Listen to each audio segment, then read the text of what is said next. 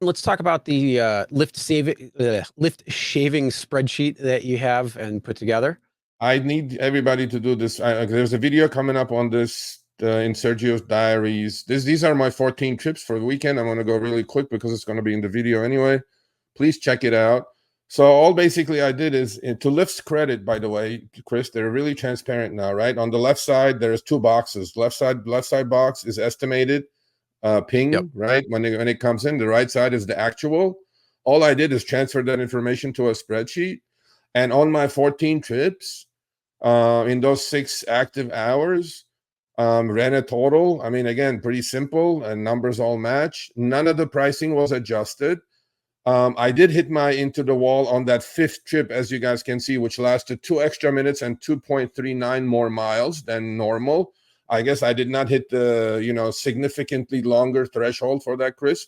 But just to prove a point to Lyft, which is I have contacts there, I sent him the 2-hour back and forth with black hole support, right? And the person that I'm dealing with was like, is this what you guys go through? I go, yeah, this is exactly what we go through to get an adjustment. Obviously, I didn't get an adjustment. But long story short, please go watch the video. It should drop about 6:30, 7 o'clock tonight in Sergio diary. So on this total, I drove 22 extra minutes, Chris, and 5.63 miles extra without compensation. This is what upfront fares is doing, people. Okay, before upfront fares, I would have gotten paid for all of that because we had a rate card at 80 cents a mile, 13 cents a minute. I would urge everybody, please do this. It is a little bit more difficult on Uber because when Uber sends you the ping, you need to take a screenshot of that to get the P2, P3, period 2, period 3. But then when Uber reports it after your trip in your summary, they only put P3 when the butt was in the back seat. Lyft, to their credit, very transparent, left side of the box, right side of the box. All I did is, transfer the numbers to a spreadsheet. Pretty simple columns: Lyft upfront estimate, Lyft actual result, time difference, miles difference, upfront. UFD means upfront fares and destination, and the actual.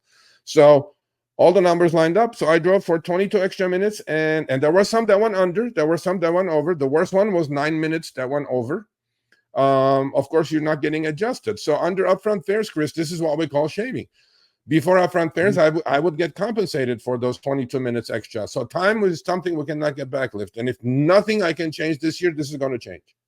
Somehow we have to change this. I don't want to drive, or myself, or Chris, or anybody here, out of 400 people, or however many there are, I do not want to drive 1/10 of a mile for free and 1 extra minute for free. I just don't want to. Now, push comes to shove. On that 9-minute trip that went over by 9 minutes, should I have kicked the passenger out when the upfront estimate hit it on the nose? No, of course not. So you guys are putting us in a really horrible situation here. And this is like almost exploitation. I'm not sure if this is legal or illegal at the moment, which I'll figure out shortly. But this is exploiting the driver. This is exploiting the goodwill of the driver. Why should I drive? Would any of you at Lyft, if I came to you and said, oh, by the way, you're going to work 22 extra minutes for free today, what would you say? What would you say to your department manager? I'm not going to drive extra 22 minutes on the house. This is becoming a charity now. Upfront fares is causing this, and this is going to end. Sergio, you need at least one more column on that spreadsheet. What would the pay have been?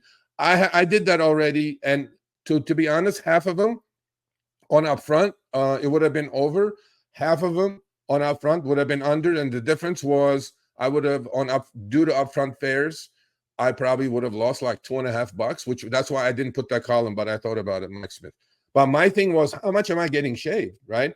Because when the estimate comes in with all their technology, they're sending me a price and time to pick up, time to delivery, or time to drop off. Why out of 14 trips? Chris, if you look at this, what if I'm a full-time driver, okay, and I drive 40 hours a week, right? Extrapolate these numbers to 40 hours, buddy, right? Times 10, 220 minutes for free and 50, 60 miles for free. Why Lyft? Why Uber? Uber's the same shit. I feel like Lyft is a little bit worse. So please go watch that video today. It's going to be a good video. But this needs to go away. This needs an overhaul, and I'm not happy about it. And if I just 22 minutes, why? Just pay me, or do a top off at the end of the week, just like I figured out. Lyft, figure out the overs, figure out the unders. Simple. I drove 2 hours extra. Pay me with the old rate card. Give me a top off. Just like you're doing with your 70-30 Lyft, right? If we're under 70, you're going to give us some money, right?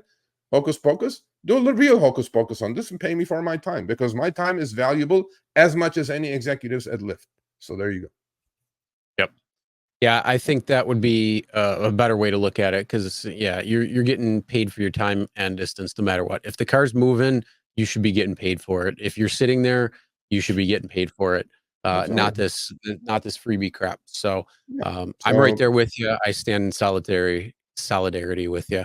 All right, thanks for watching. That short little clip was from our live stream, Show Me the Money Club with Sergio and myself, Tuesdays, 6 p.m. Eastern, 3 p.m. Pacific. Make sure you subscribe, turn on all notifications so you'll be notified when we go live, as well as all of our awesome content.